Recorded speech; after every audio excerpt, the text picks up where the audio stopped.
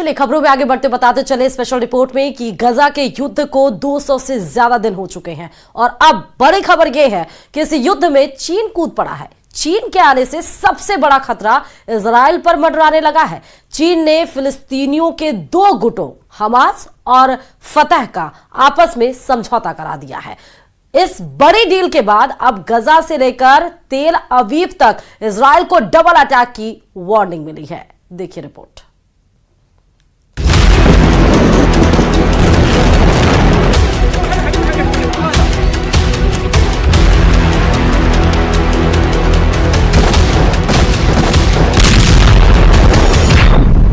Gaza युद्ध में कूदा चीन, अब फंस गया इजराइल।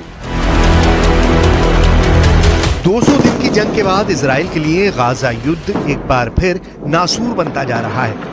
हालात ये हो गए हैं कि अभी तक गाजा पट्टी को पूरी तरह से कब्जे का प्लान पूरा भी नहीं हुआ है और इधर गाजा से सटे रफा में इजरायली सेना ने बहुत बड़ा ऑपरेशन शुरू कर दिया है।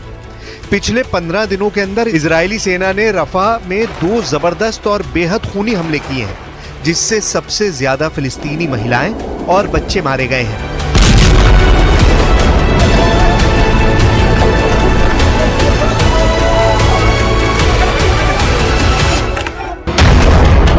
लेकिन इस बीच हारते हमास ने चीन की मदद से ऐसा कदम उठाया है जो इजराइल पर बहुत भारी पड़ सकता है। दावों के मुताबिक गाजा युद्ध में एक तरह से चीन कूद पड़ा है और चीन ने अब हमास के लड़ाकों और फिलिस्तीन में मौजूद फतह समर्थकों को एक साथ एकजुट कर रहा है ताकि गाजा युद्ध में हमास के लड़ाकों और फिलिस्तीनियों को बचाया जा सके। हम आपको बता दें कि इजराइल के 2 दुश्मनों की चीन ने दोस्ती करा दी है। हमास और फतह अब मिलकर इजराइल का मुकाबला करेंगे। हमास फतह एक साथ रफा में डबल अटैक। 应中方邀请，巴勒斯坦民族解放运动和伊斯兰抵抗组织代表日前来京磋商，就推进巴内部和解、深入坦诚对话。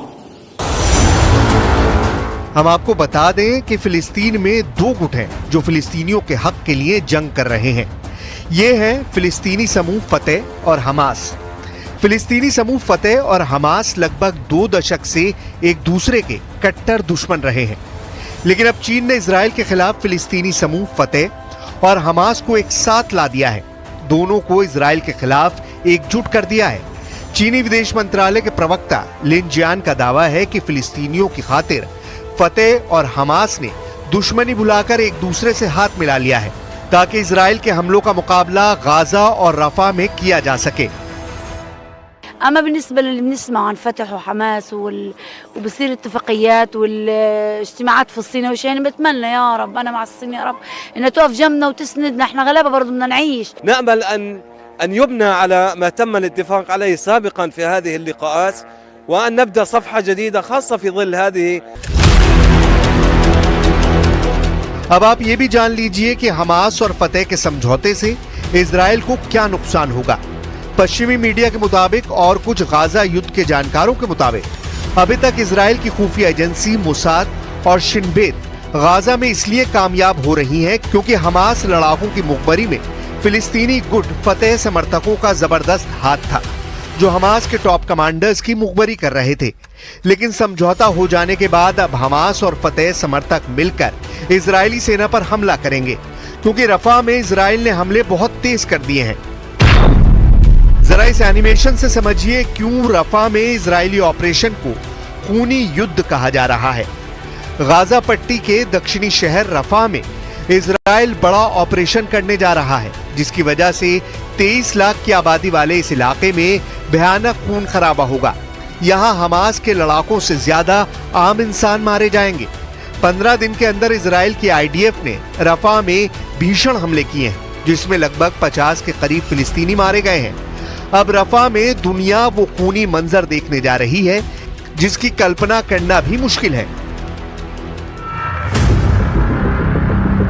चीन बेशक हमास और फतह के बीच समझौता करा चुका हो, लेकिन जमीन पर चल रही जंग में इजराइल को हराना जरा भी आसान नहीं है।